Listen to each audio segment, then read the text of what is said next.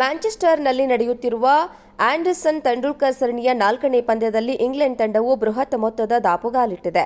Old Trafford ಮೈದಾನದಲ್ಲಿ ನಡೆಯುತ್ತಿರುವ ಈ ಪಂದ್ಯದಲ್ಲಿ ಟಾಸ್ ಗೆದ್ದ ಇಂಗ್ಲೆಂಡ್ ತಂಡದ ನಾಯಕ ಬೆನ್ ಸ್ಟೋಕ್ಸ್ ಬೌಲಿಂಗ್ ಅನ್ನು ಆಯ್ದುಕೊಂಡಿದ್ದಾರೆ. ಅದರಂತೆ ಮೊದಲು ಬ್ಯಾಟ್ ಮಾಡಿದ ಟೀಂ ಇಂಡಿಯಾ ಪ್ರಥಮ ಇನ್ನಿಂಗ್ಸ್ನಲ್ಲಿ 350 ರನ್ ಕಲೆ ಹಾಕಿದೆ. ಇದಕ್ಕೆ ಪ್ರತ್ಯುತ್ತರವಾಗಿ ಇನ್ನಿಂಗ್ಸ್ ಶುರು ಮಾಡಿದ ಇಂಗ್ಲೆಂಡ್ ತಂಡವು ಭರ್ಜರಿ ಬ್ಯಾಟಿಂಗ್ ಅನ್ನು ಪ್ರದರ್ಶಿಸಿದೆ. ಆರಂಭಿಕರಾದ ಝಾಕ್ ಕ್ರಾಲಿ ಹಾಗೂ ಬೆನ್ ಡಕೆಟ್ ಆಕರ್ಷಕ ಅರ್ಧಶತಕವನ್ನು ಬಾರಿಸಿದರೆ 3ನೇ ಕ್ರಮಾಂಕದಲ್ಲಿ ಕಣಕ್ಕಿಳಿದ ಓಲಿ ಪೋಪ್ 77 ರನ್ ಅನ್ನು ಗಳಿಸಿದ್ದಾರೆ. ಇನ್ನು 4ನೇ ಕ್ರಮಾಂಕದಲ್ಲಿ ಬ್ಯಾಟ್ ಬೀಸಿದ ಜೋ ರೂಟ್ ಭರ್ಜರಿ ಶತಕದೊಂದಿಗೆ 150 ರನ್ ಅನ್ನು ಗಳಿಸಿ ಇನ್ನಿಂಗ್ಸ್ ಅನ್ನು ಆಡಿದ್ದಾರೆ. ಆ ಬಳಿಕ ಬಂದ ಬೆನ್ ಸ್ಟೋಕ್ಸ್ ಅಜೇಯ 77 ರನ್ ಅನ್ನು ಗಳಿಸಿದ್ದಾರೆ. ಈ ಮೂಲಕ ಇಂಗ್ಲೆಂಡ್ ತಂಡವು 3ನೇ ದಿನದಾಟದ ಅಂತ್ಯಕ್ಕೆ 7 ವಿಕೆಟ್ ಕಳೆದುಕೊಂಡು ಬರೋಬ್ಬರಿ 544 ರನ್ ಅನ್ನು ಗಳಿಸಿದೆ.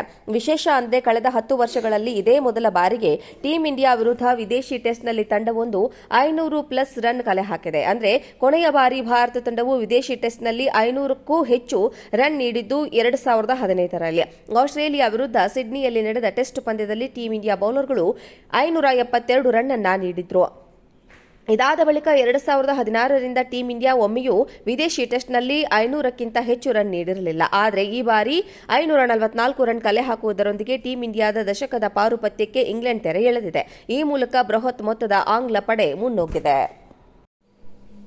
ಮ್ಯಾಂಚೆಸ್ಟರ್ನಲ್ಲಿ ನಡೆಯುತ್ತಿರುವ ಆಂಡರ್ಸನ್ ತೆಂಡೂಲ್ಕರ್ ಸರಣಿಯ 4ನೇ ಪಂದ್ಯದಲ್ಲಿ ಇಂಗ್ಲೆಂಡ್ ತಂಡವು ಬೃಹತ್ ಮೊತ್ತದ ದಾಪುಗಾಲಿಟ್ಟಿದೆ.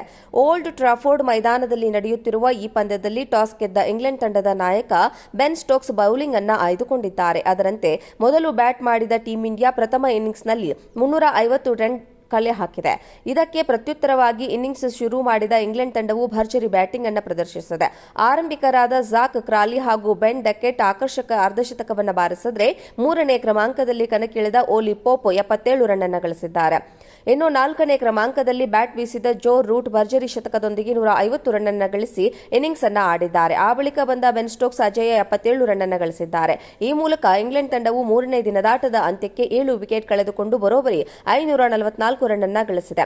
ವಿಶೇಷ ಅಂದರೆ ಕಳೆದ 10 ವರ್ಷಗಳಲ್ಲಿ ಇದೇ ಮೊದಲ ಬಾರಿಗೆ ಟೀಂ ಇಂಡಿಯಾ ವಿರುದ್ಧ ವಿದೇಶಿ ಟೆಸ್ಟ್ನಲ್ಲಿ ತಂಡವೊಂದು 500+ ರನ್ ಕಲೆ ಹಾಕಿದೆ. ಅಂದರೆ ಕೊನೆಯ ಬಾರಿ ಭಾರತ ತಂಡವು ವಿದೇಶಿ ಟೆಸ್ಟ್ನಲ್ಲಿ 500ಕ್ಕೂ ಹೆಚ್ಚು ರನ್ ನೀಡಿದ್ದು 2015ರಲ್ಲಿ. ಆಸ್ಟ್ರೇಲಿಯಾ ವಿರುದ್ಧ ಸಿಡ್ನಿಯಲ್ಲಿ ನಡೆದ ಟೆಸ್ಟ್ ಪಂದ್ಯದಲ್ಲಿ ಟೀಂ ಇಂಡಿಯಾ ಬೌಲರ್ಗಳು 572 ರನ್ ಅನ್ನು ನೀಡಿದ್ರು. ಇದಾದ ಬಳಿಕ 2016ರಿಂದ ಟೀಂ ಇಂಡಿಯಾ ಒಮ್ಮೆಯೂ ವಿದೇಶಿ ಟೆಸ್ಟ್ನಲ್ಲಿ 500ಕ್ಕಿಂತ ಹೆಚ್ಚು ರನ್ ನೀಡಿರಲಿಲ್ಲ. ಆದರೆ ಈ ಬಾರಿ 544 ರನ್ ಕಲೆ ಹಾಕುವುದರೊಂದಿಗೆ ಟೀಂ ಇಂಡಿಯಾದ ದಶಕದ ಪಾರುಪತ್ಯಕ್ಕೆ ಇಂಗ್ಲೆಂಡ್ ತೆರೆ ಎಳೆದಿದೆ. ಈ ಮೂಲಕ ಬೃಹತ್ ಮೊತ್ತದ ಆಂಗ್ಲ ಪಡೆ ಮುನ್ನುಗ್ಗಿದೆ. ಮ್ಯಾಂಚೆಸ್ಟರ್ನಲ್ಲಿ ನಡೆಯುತ್ತಿರುವ ಆಂಡರ್ಸನ್ ತೆಂಡೂಲ್ಕರ್ ಸರಣಿಯ 4ನೇ ಪಂದ್ಯದಲ್ಲಿ ಇಂಗ್ಲೆಂಡ್ ತಂಡವು ಬೃಹತ್ ಮೊತ್ತದ ದಾಪುಗಾಲಿಟ್ಟಿದೆ.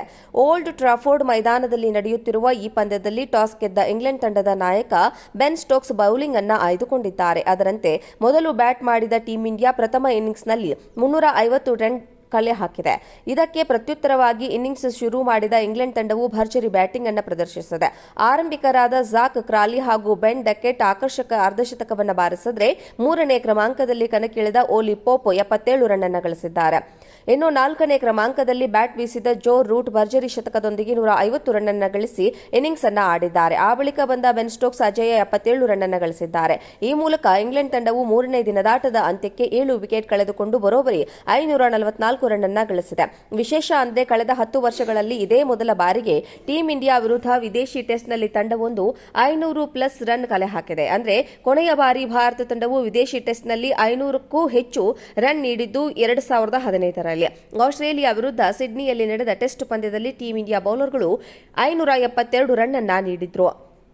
ಇದಾದ ಬಳಿಕ 2016ರಿಂದ ಟೀಂ ಇಂಡಿಯಾ ಒಮ್ಮೆಯೂ ವಿದೇಶಿ ಟೆಸ್ಟ್ನಲ್ಲಿ 500ಕ್ಕಿಂತ ಹೆಚ್ಚು ರನ್ ನೀಡಿರಲಿಲ್ಲ. ಆದರೆ ಈ ಬಾರಿ 544 ರನ್ ಕಲೆ ಹಾಕುವುದರೊಂದಿಗೆ ಟೀಂ ಇಂಡಿಯಾದ ದಶಕದ ಪಾರುಪತ್ಯಕ್ಕೆ ಇಂಗ್ಲೆಂಡ್ ತೆರೆ ಎಳೆದಿದೆ. ಈ ಮೂಲಕ ಬೃಹತ್ ಮೊತ್ತದ ಆಂಗ್ಲ ಪಡೆ ಮುನ್ನುಗ್ಗಿದೆ.